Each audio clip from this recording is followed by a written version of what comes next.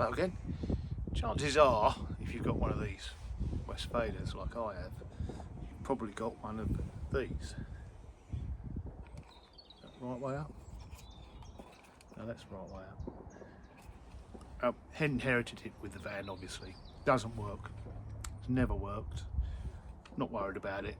We're going to build something new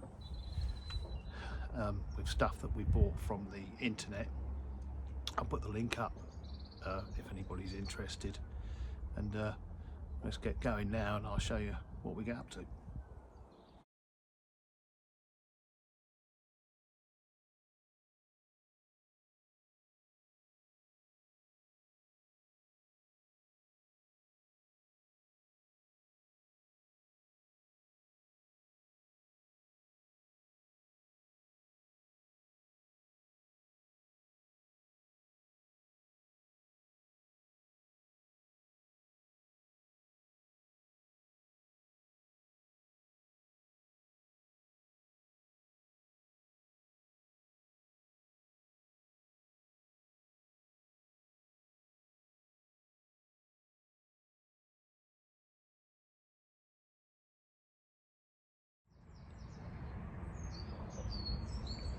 Right, here we go.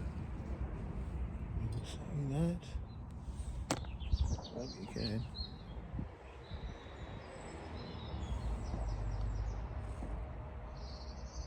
Right, here we go.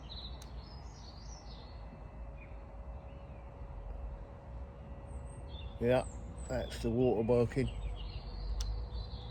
and the voltage. Right, lovely.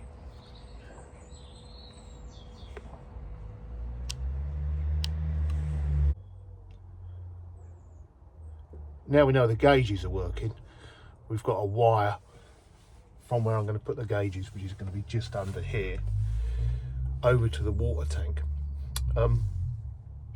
Not that easy, however, with the help of a coat hanger wire and attaching the wire to that, I've managed to run down this pillar on the inside, and where the vent is, drill a small hole and push through, and again a coat hanger. The picture should be coming up about now.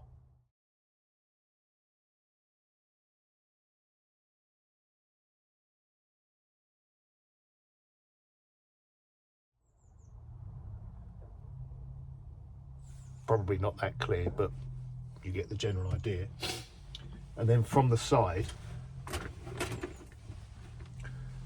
across, all the way across here to the water tank.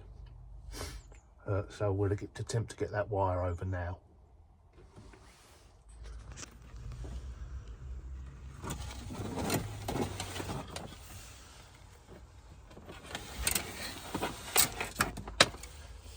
Success.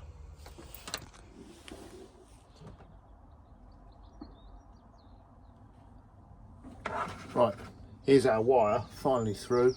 A little bit of a kerfuffle there with that, but there you go. This is the other end of it, the sensor. Obviously, as this float goes up and down with a resistor in it, it alters the needle. We've got no access to get this in here, so just over here we're going to get a hole cutting saw and we're going to drill a hole in that, slightly bigger than what we need, obviously, because we've got to get the nuts and bolts on this. Hopefully then we can bolt that up and connect up and see where we are.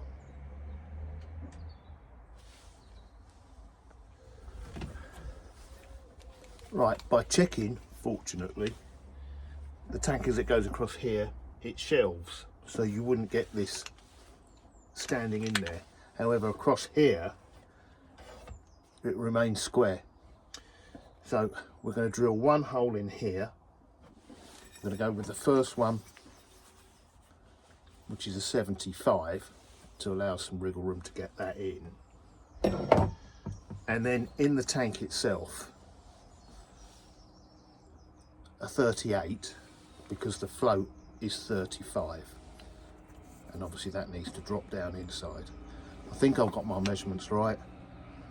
Let's hope so. If it's a catastrophe, I will let you know.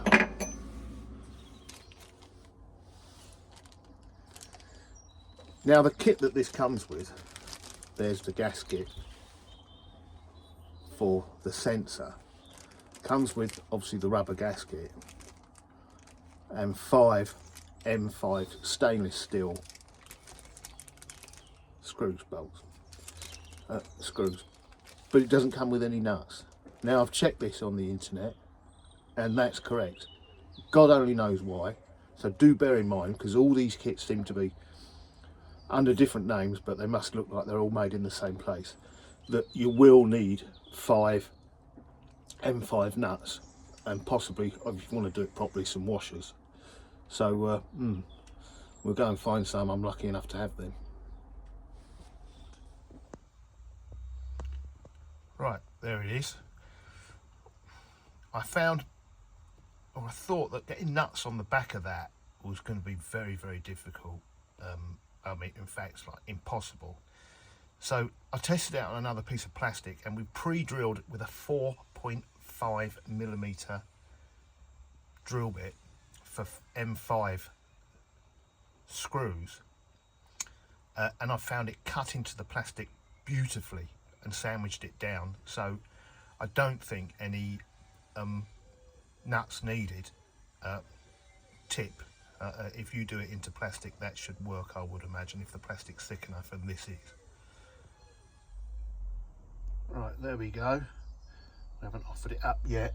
The tank's empty. Let's try some water in the tank. Lovely.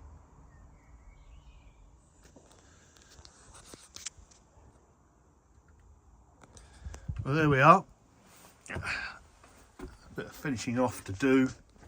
A few panels to make. Don't know if you can see that there. Got the right hand button for volts on the leisure battery, and the left hand button for the water tank. It goes up and down and then it finds its reading. Don't know why it does that, but it does. It's painted in brown, the same brown in keeping with everything else that's in the vehicle, so it doesn't stand out. And obviously the lid from the cooker lifts up and down, but you know, I'm quite pleased with that. That's not bad.